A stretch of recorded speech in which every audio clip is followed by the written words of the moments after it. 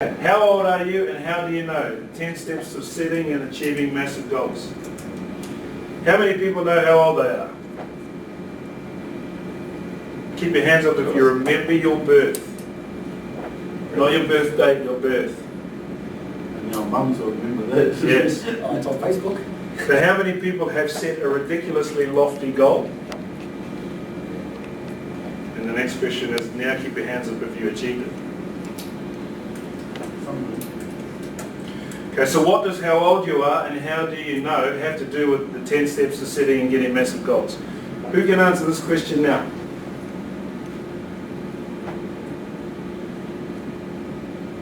Time frame you have to do it. No, it's nothing to do with time frame.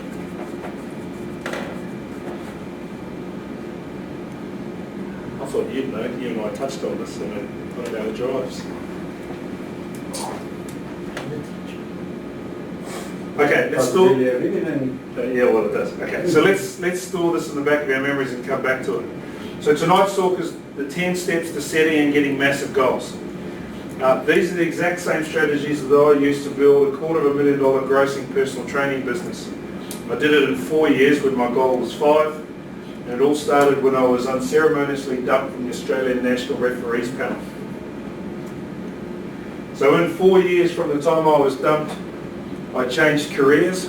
So I went from being a private investigator to a personal trainer, and I built a $250,000 grossing PT business in those 4 years. When I sold the business, I had 6 personal trainers working for me. I was charging $220 an hour, and personally I only had 4 clients training twice a week. I was literally working 8 hours a week doing personal training. I owned no gym, I had no equipment, and I only had 1 leasing overhead, which my trainers actually paid out of their income. These strategies that I'm about to teach you, I didn't invent. I learned them from a mentor, and I had to pay him to learn them. And his name is Paul Blackburn. Feel free to Google him if you want. It cost me $15,000 to learn these strategies that I'm going to teach you tonight. He taught me how to run seminars. And the irony is I'm running the exact same process that he taught me in this room right now. And the object of a seminar is to get you to take some action at the conclusion of the talk. And to give me 15 grand, the object is to get you to do something at the end of the talk. So, after I did his training, which took 12 months, I ran my first weekend seminar and grossed 9K. And then 2 months later, I did the exact same seminar and grossed 14K. So within 2.5 months of completing his 12-month program, I had earned back my 15K investment. Now, when I signed up to do his program, I didn't have $15,000. But what I did have was a credit card that had about $520 credit left on it. So I paid the $500 deposit that I had to pay to get on board with this program, and then I hopped on a plane and went back to Melbourne, told my wife what I'd done. At the time she owned a 2006 Honda CR-V Sport, which was valued at about $15,000. So I sold her car. I then gave her my 2003 Ford Falcon station wagon, which was worth about $2,000. And she used that car to drive our 2 kids around. And I then rode a push bike for 9 months. So during that 9-month period, I was running a personal training business whilst I was travelling to see this guy at his home in Canberra. Now, his home in Canberra just happened to be on 1,200 acres, just outside of Canberra in New South Wales. It had its own runway because he owned his own plane. He also owned a Harley, even though he had a learner's motorbike licence. His house had accommodation for 45 people to live dormitory style, because his business was to teach people how to stand up on stage and sell, which is what I learned to do through him. Okay, so enough of the story. Let's talk about those strategies that he showed me, which I'm going to show you now. So I want you, if you could come up with the biggest, horrendous, loftiest goal that you could possibly ever think of, what would it be? Anything. Business, life, fitness, health, refereeing. What would your biggest goal be? And could it be as big as the goal that I'm about to show you? Referee the World Cup. Referee the World Cup. Anything. Any goal. If you could own a business. If you could do anything you want. And you knew you could have $1 and over $1 million. Let me show you a guy who gave a speech. Why some say the moon? Why choose this as our goal? And they may well ask, why climb the highest mountain? Why 35 years ago? Why the Atlantic? Why does Bryce play Texas? We choose to go to the moon. We choose to go to the moon.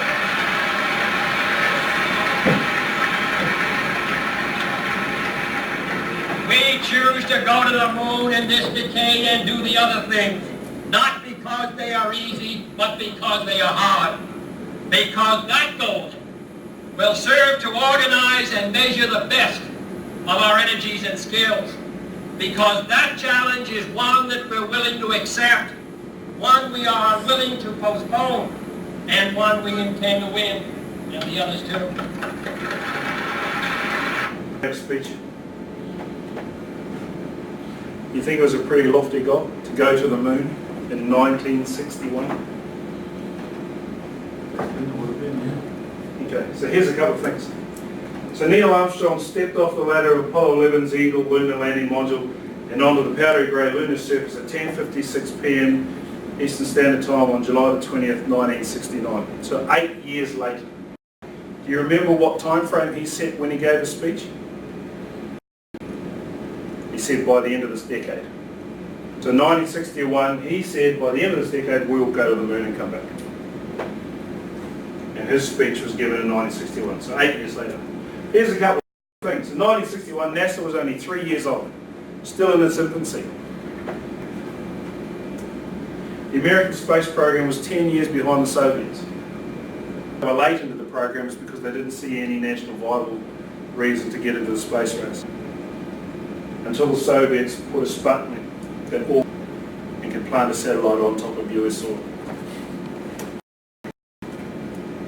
When Kennedy gave his speech, he didn't have all the answers. And this is one of the key take-home points that you need to understand when setting lofty goals. You don't have to have all the answers when you set them. You just have to have the fortitude, belief and single-minded determination to see it through to.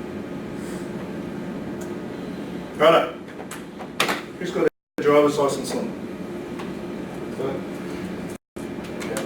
Okay. So how old are you and how do you know? This one say. 1966. Yeah.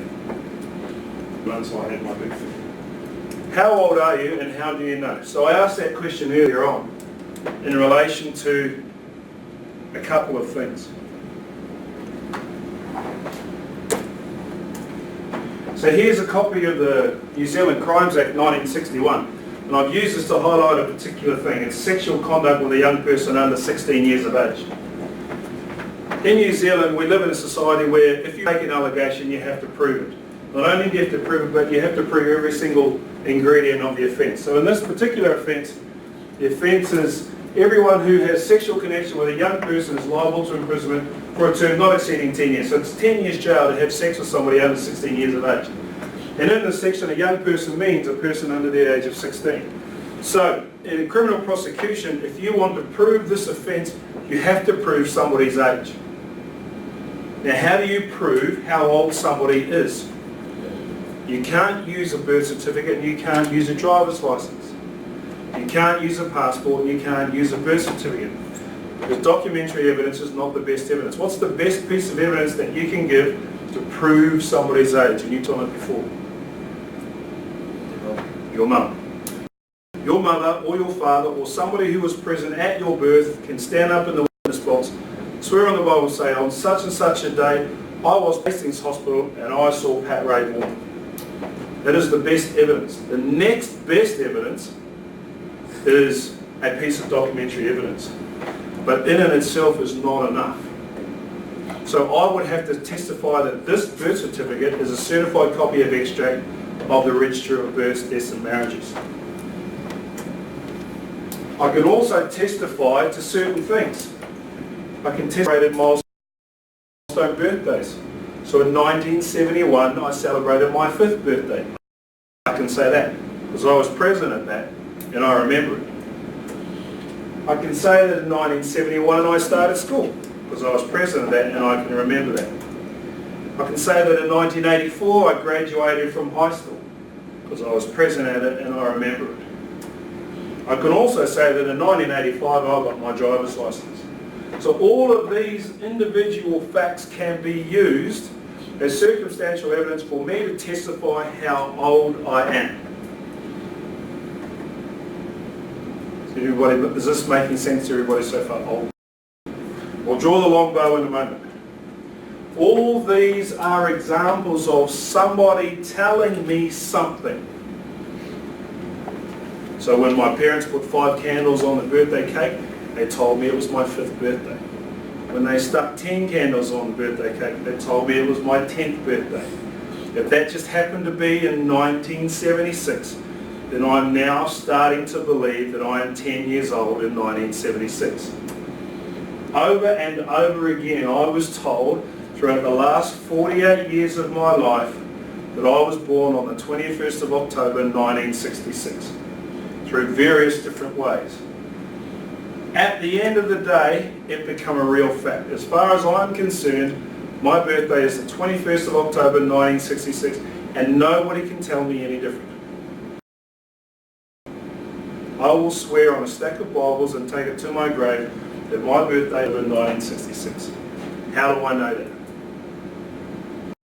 Because you were told over time.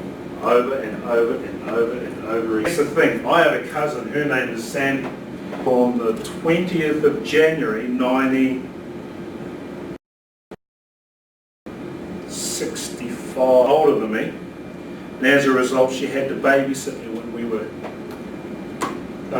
20th of January 1966, so she's about 9.5 months older than me. But through a birth, deaths and marriages registration mix-up, her date of birth was recorded wrong. Her date of birth was recorded as 1967, not 1966. So what that means is she was told over and over again, and we know this because there are photographs of her babysitting me. So she's the big kid, I'm the little kid. But she was told over and over again that her birthday was in 1966. However, she now has an Australian passport, an Australian driver's licence and New Zealand birth certificates that all say she was born in 1967. So which one is wrong? The paper one's wrong. So there's no amount of evidence is going to convince anybody that her date of birth is 67. I've got a story the opposite of that one. Yeah. My mum celebrated her birthday on the 14th of February. All her life until she went to get her driver's licence and when he got the birth certificate, realised that it was actually the 15th of February and her old man had cocked up or something. Yeah. But could you imagine how much convincing it would have taken for your mother to now realise my birthday's on the 15th, not the 14th? It would have been massive amounts of convincing. Even the piece of paper could be wrong. Maybe her father was right, but the number was recorded incorrectly at births, deaths and marriages. The point that I'm trying to make here, and this will become apparent in a moment throughout this presentation, that if you are told something over and over again, you will become to believe it's true, regardless of how astronomical or outrageous that particular message is. So, and we're just about to draw that long bow. Moving on from that, can I ask, what is the difference between a dream and a goal?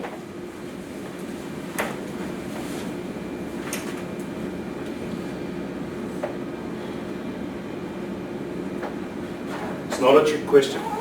For me, a goal is has a practical edge to it, something that I'm working on and working towards in the foreseeable future. Yep. Whereas a dream is, for me, that's the best I can possibly get. So for me in refereeing, my dream is to referee a World Cup final. That's my dream. Yep. My goal will be more on a year-on-year thing of what's my goal for this year that's going to lead me towards that dream. What if I challenge you? The only difference between a dream and a goal is that one is written down.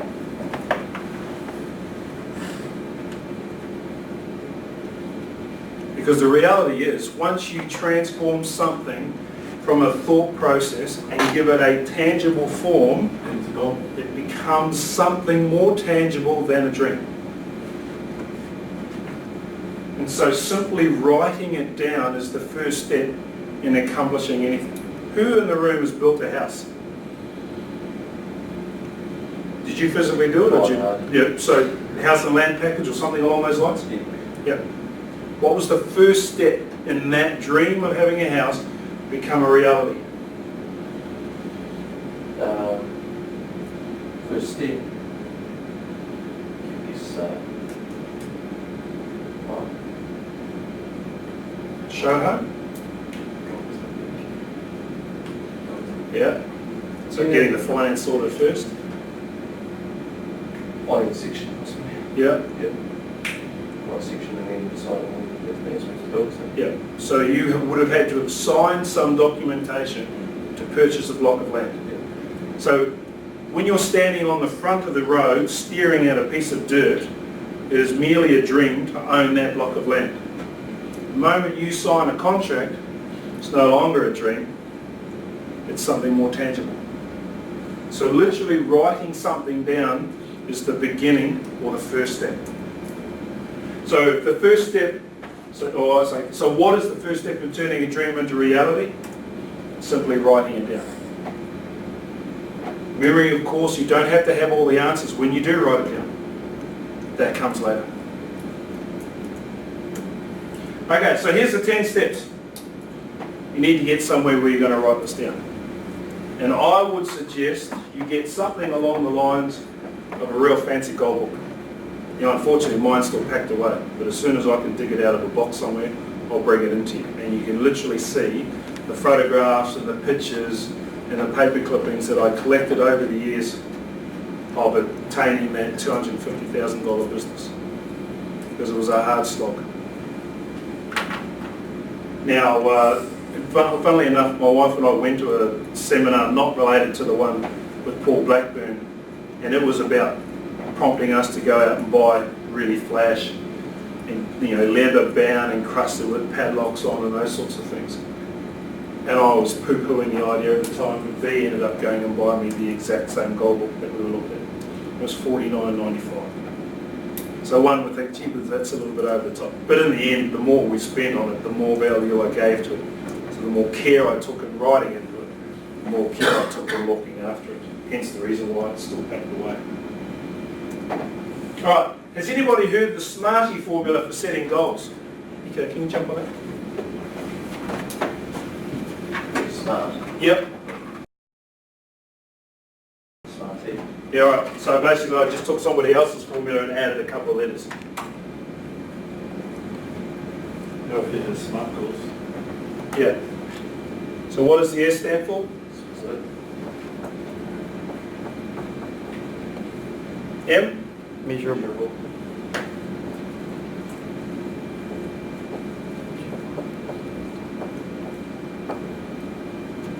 Achievable.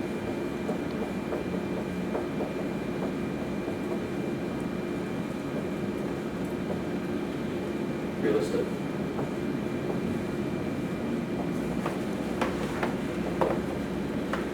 Timely.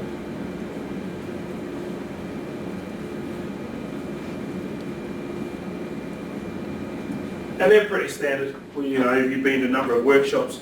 Specific, measurable, achievable, realistic, and time frame are pretty standard for a goal setting exercise. Specific means being exact on what you want. And to give you an example, when I first moved here, I was given one job: find us somewhere to live. That was the only job I was given, because my family was left behind And my poor wife had to do the packing up, the selling, all of the hard stuff. All I had to do was find somewhere to live. And within 2 weeks of them arriving, I still hadn't found us a house to live in. Because I wasn't specific enough of where we wanted to live. So then we decided to write down exactly what the house was that we wanted to live in. We wanted to live by the sea. We couldn't spend more than $550 a week because my salary didn't allow it. It had to be within 15 to 20 minutes of work because we only had one car, and that was the company car that the organisation gave me.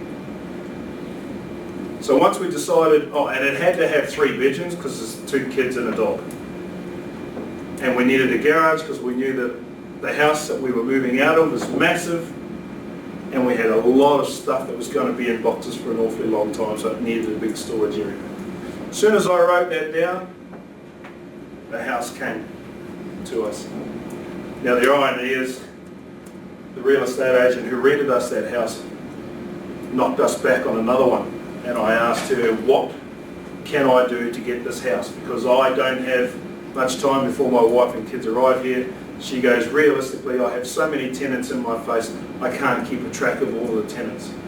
So I said to her, I'll fix you, lady. So I went out and bought a $100 bunch of roses, and I had them sent to her office when I knew all of her work colleagues were going to be there. And the note on the card said, I bet you don't forget me now.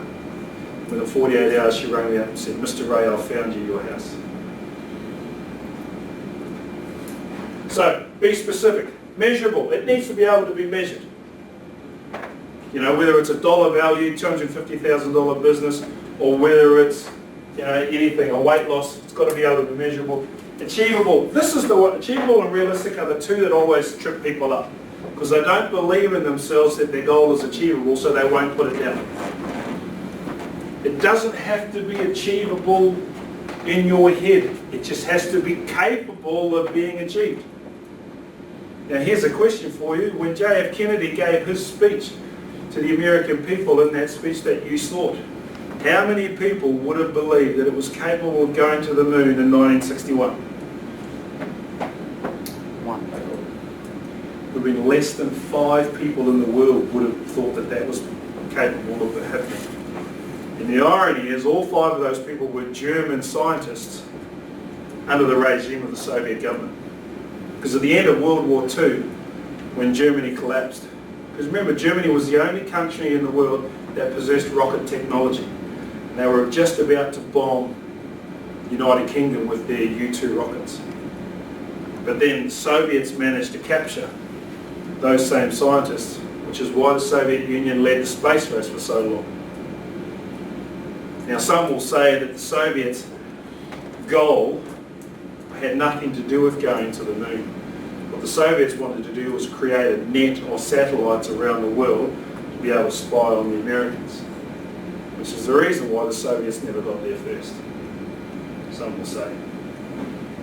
So, specific, measurable, achievable, realistic time frame. You've got to put a date on every goal.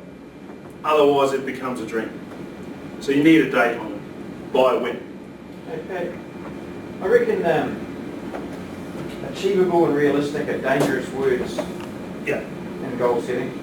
I absolutely agree. I heard a really neat story the other day that sums it up. Actually, I've got the video clip. It was emailed to me. It was this American guy talking about it, and he's talking about how if you take fleas and put them in a jar. Have you heard this one? No. Put fleas in a jar, right? Fleas can jump whatever this high. So you put them in a jar that's that high. They'll jump, and very soon, when you put a lid on it, very soon they'll realise that they'll hit the lid, so they'll just learn to jump just below the level of the lid. Yep. And then if they procreate, their offspring will jump just as high as the level of the lid. Yep. And they're capable of going higher, but because they're being told by somebody else this is all you can achieve, or being told by themselves this is all you can achieve, and this is all that's realistic, they limit themselves. And so often, I had a discussion I was actually talking with Bryce this morning about achievable goals, and I'm like, well, I actually reckon, because you sort of alluded to it before, we don't think we can really achieve, like Jamie might be sitting there and think, oh, I'm not sure whether he sits there and thinks he realistically or could get to referee a World Cup. But you don't know what you don't know. Maybe you could, maybe you couldn't.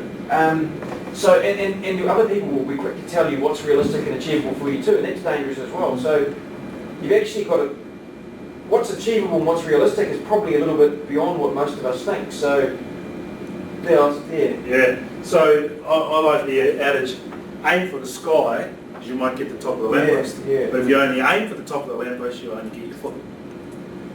So the whole process that I've learned and that I'm trying to impart on you guys is to aim for the sky. And the realistic depends on everyone's different. Realistic to who? Yeah. You know what I mean? Well, I had this What's debate. realistic to you may not be to someone else. Yeah, no, you're missing the point. It doesn't have to be realistic to you. It just has to be capable of being achieved. Not necessarily by you at that stage, because you don't know that you don't know how to do it. So what's an unrealistic goal is if I said I want to go to the Olympics and win the 100 metres final? Like, that's physically impossible, right? You know? But yeah. Well, but, physically impossible for him, but for not me. for me. Yeah, that's Yeah. right. But at the start of this year, when I set my goals for this year, I said I want my goal for this year to be selected for the World Cup this year. And both my boss and my coach said, no, it's not realistic. You're not going to get. It's not going to happen. I said, well, maybe it doesn't, but why should I set my sights on anything less than that? Because it's the biggest thing. And it was possibly achievable, probably not realistic. But not realistic to who? But what I'm saying is, it's highly unlikely because there was a lot of stuff out of my control.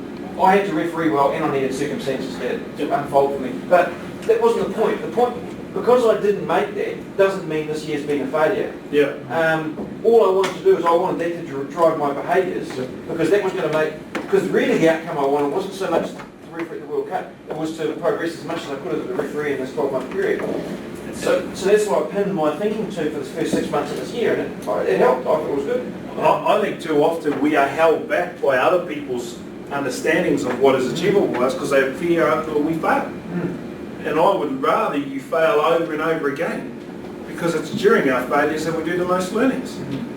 You know, a little simple one is, example of the Ames games. Ball didn't go 10 metres, but an opposition player stepped in and picked up the ball, and I'm blowing the free kick to go back. And all of a sudden I'm going, well, there's a mistake. So one little error like that, I can tell you now, I'll never blow that free kick in a sevens game ever You again. don't get hit by the kick. Okay, so we're happy with the SMART concept, but here are the two that I've added to it. And this came out of the fitness industry.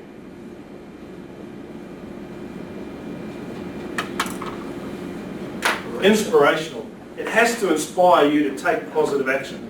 If it doesn't inspire you, you aren't going to do what needs.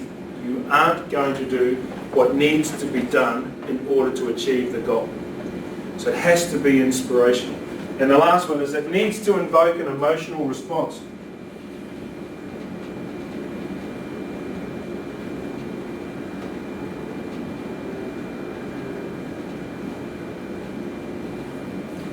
So it has to have an emotional response.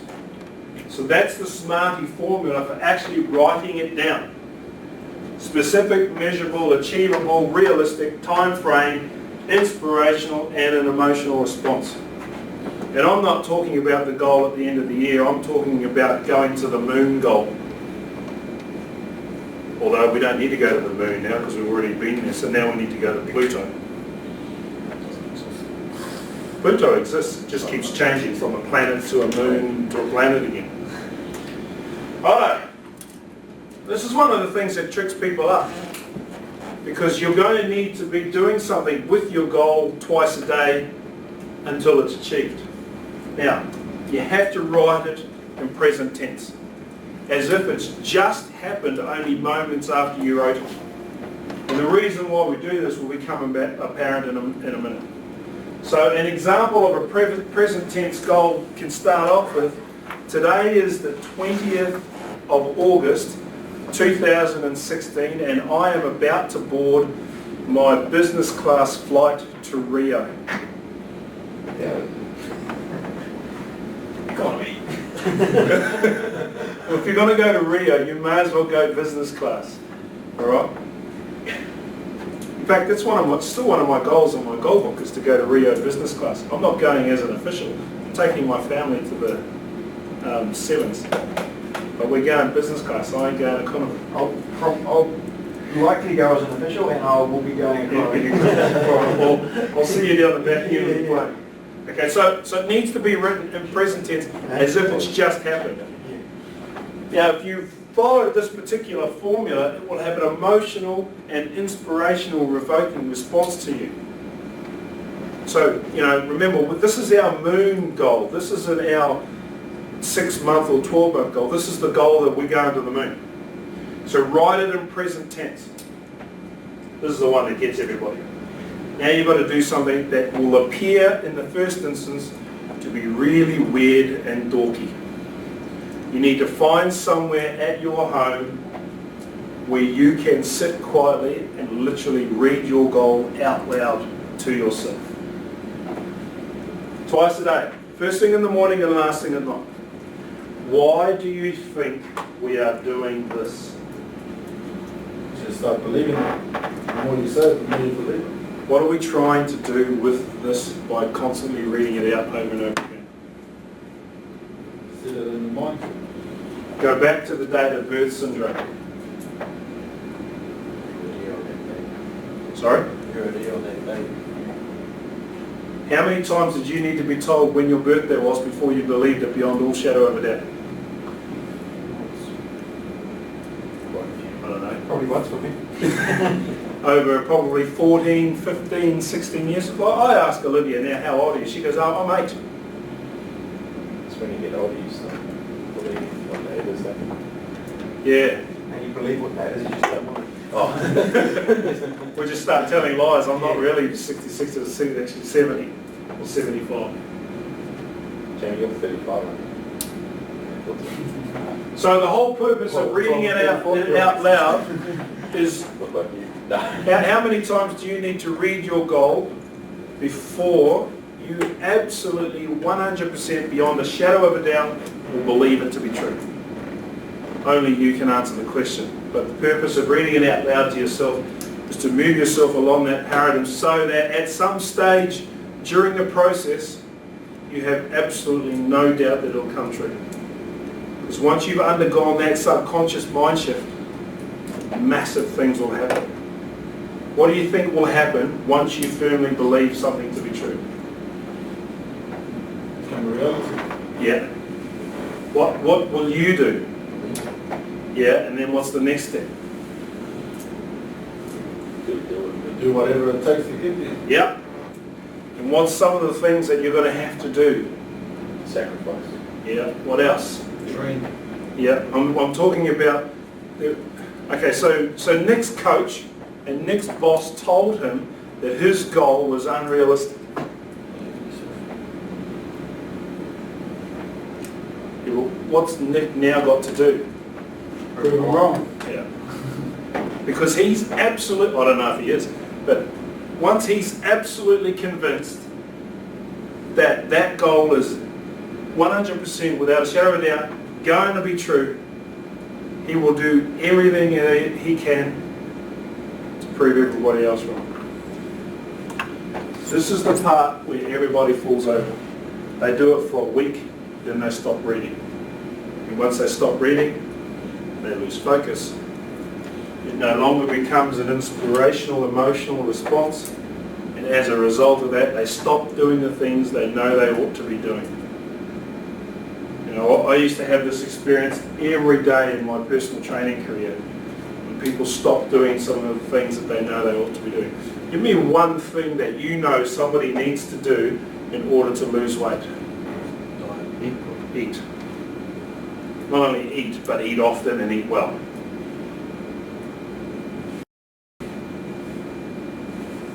One thing, completely within their control, and they don't do it. Alright, when you're writing down this SMARTY goal, you need to include how achieving it will make you feel when it's realised. We are a touchy-feely species, hence the reason why we are social and live, work and play in groups. We live through emotions of others, hence the reason why we love, we hate, we we get angry, we sad, we feel. Everything we do is done for a reason. Let me just grab you my reason. People ask me why I do what I do. It's always the same reason. And it has been for 25 years, although she's now an adult. When you find something greater than yourself, all of a sudden you're no longer the centre of attention. And as a result of no longer being the centre of attention, we have a tendency to do things for ourselves. You know, we tend to give more to charity than we give to our own families. We would rather help others than help ourselves. So find a reason externally to do something and you will do everything that it takes. Once it's no longer about you, amazing things happen. That $250,000 business that I built, what do you think was the one key trigger point that allowed me to build that business? What did I stop focusing on? Stop focusing. Because the goal was to have a business earning $250,000, but mistakenly doing wrong.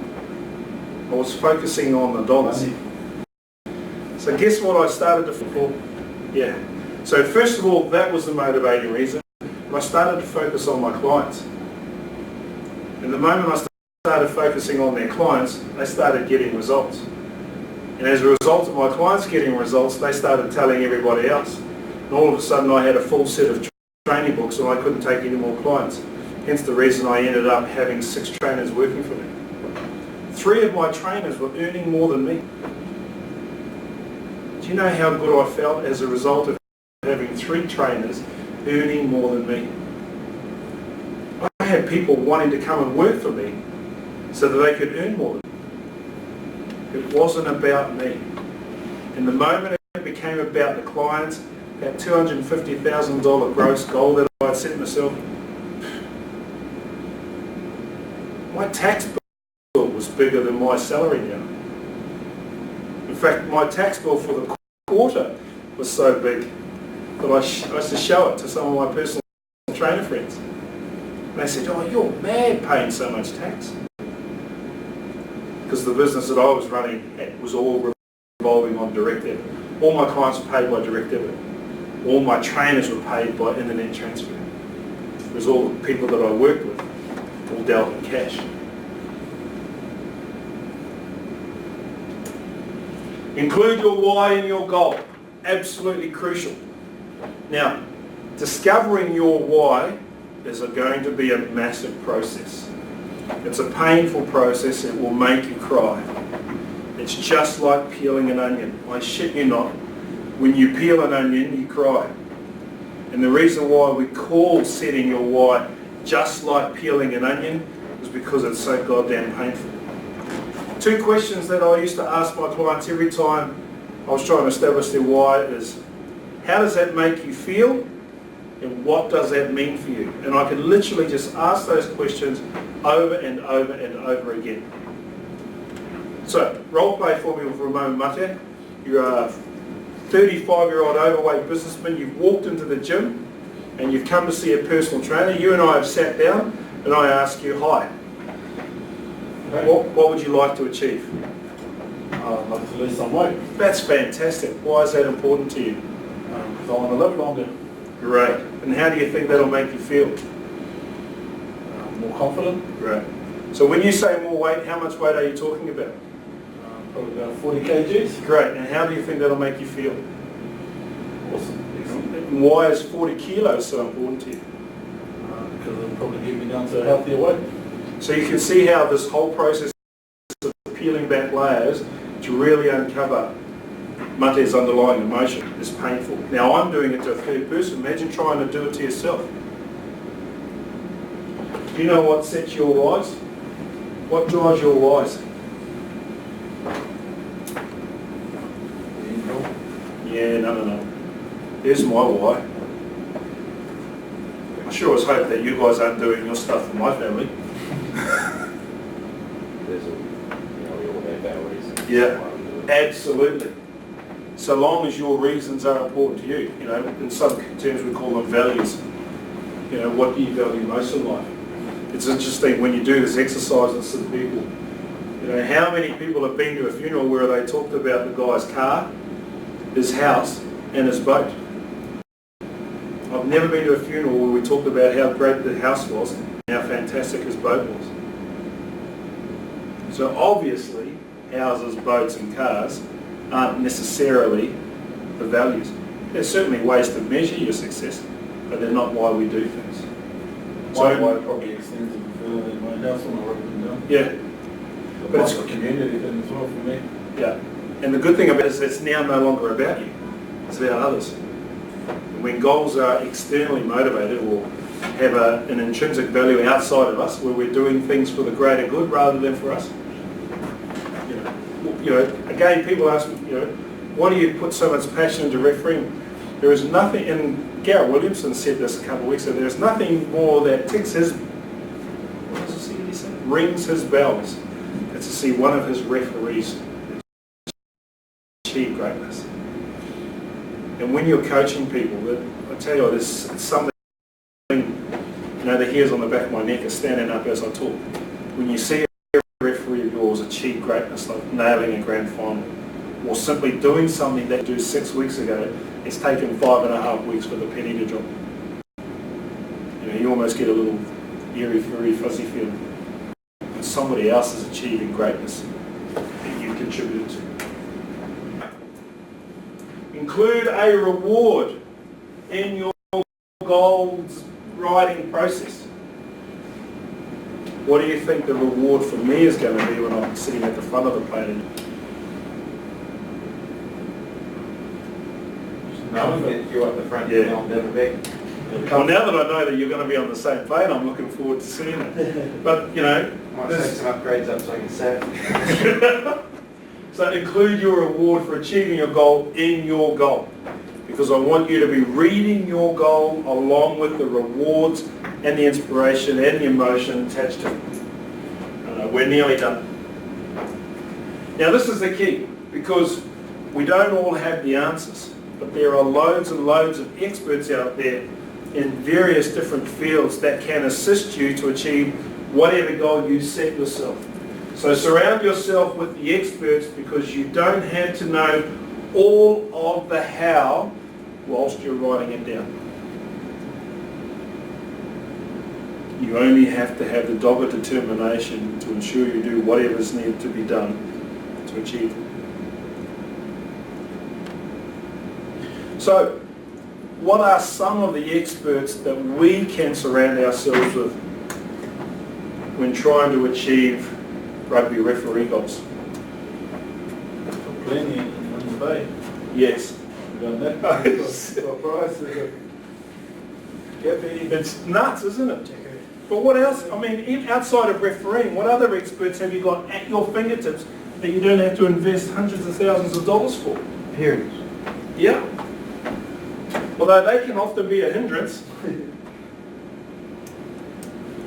Especially in refereeing, I've seen. Yep. You've got a world-class S&C facility underneath us.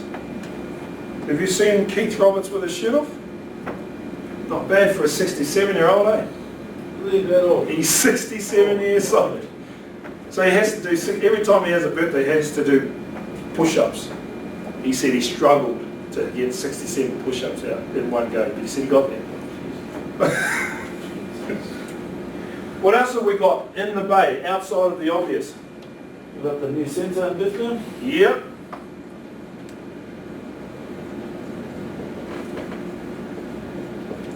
High performance centre.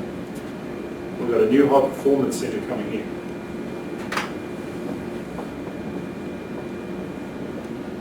Some of you guys don't know this. We've just recently applied, well, they recently interviewed for that women's rugby development role. So they've got an applicant in mind and they've offered her the position. So there's a new one coming in. But there's another potential role about to come to the Bay, sevens development. It's going to be a New Zealand rugby position based here in the Bay. What other experts do we have in the bay outside of refereeing that you can call on? You already, some of you in this room already have one now. Coach. Yeah. Now, part of the reason for running this session is I want to challenge you guys to start thinking about, is your coach helping you or hindering you? I just want to challenge you. I don't want to set the cat amongst the pigeons and cause ruckus and mayhem. But your coach is supposed to be helping you, not putting a collar around your neck and holding you back. Do they inspire you to greatness? Somebody, Bryce asked me this question the other day. Does my boss inspire me to greatness? Does your coach inspire you? Sorry, she's doing it. Well, but think about it, the first, yeah. You can find you at the New Zealand Rugby. Yeah, right. Now, this is the one that stops us. Procrastinate. Yes, procrastination. There was a girl on my course that when I first went to this, so when I met Paul Blackburn, it was a 3-day seminar. It was titled Mouthing Off for Big Money, and it was in Sydney. And it cost $397 for a ticket to sit in this hall and listen to this man talk up on stage. And I sat beside a girl who ended up not coming on the program, so she didn't sign up. But I met her probably 4 or 5 years later, and have a guess what she was doing.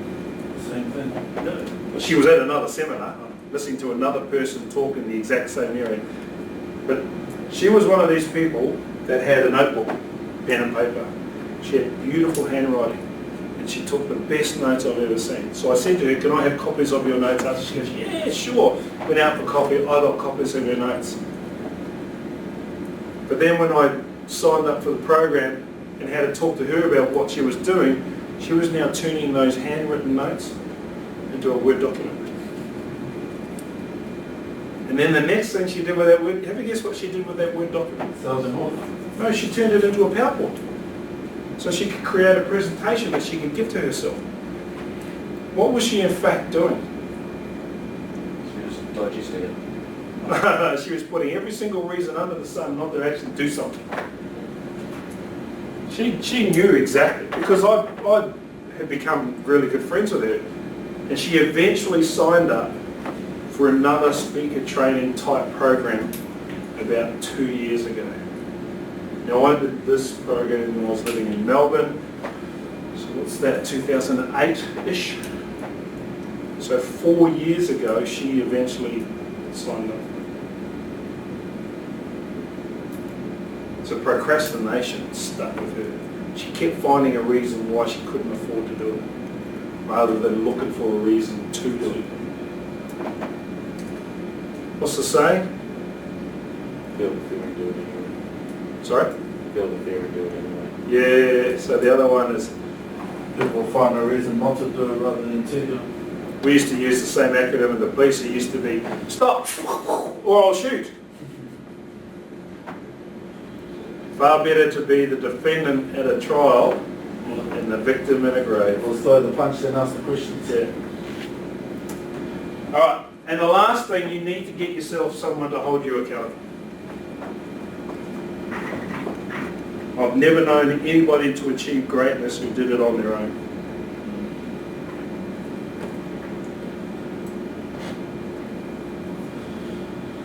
That's why you have a wife. Well, yeah, and sometimes they can be a hindrance.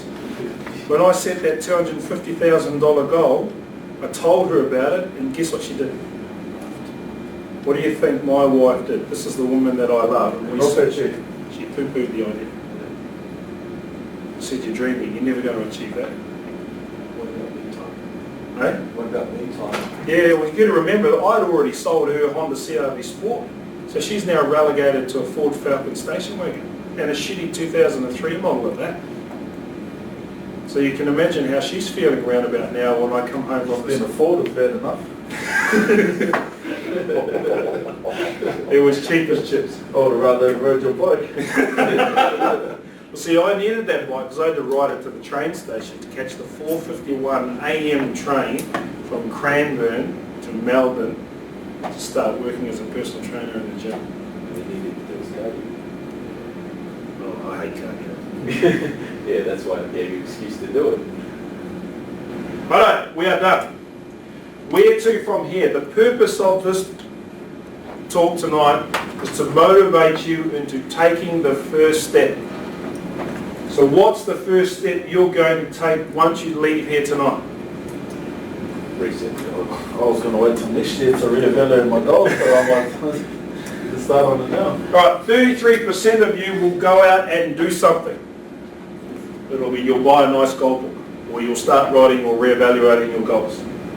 So 1, 2, 3, 4, 5, 6, 7. So how many is that? 3? 3 of you will do something tomorrow. 2.5. 2.5, all right. 2.5 of us will think about doing something, but won't. You'll be Andrea. You'll be the person that will meet in 4 years' time who's turned those beautiful handwritten notes into type notes into a PowerPoint.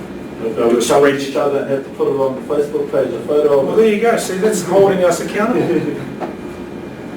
And then, of course, the 33% will make a decision that they don't need to do anything because they're completely happy where they are. And that's fine because they're making a decision. The question for you now is, which one are you?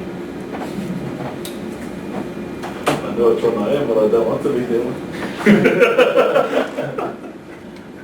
Any questions?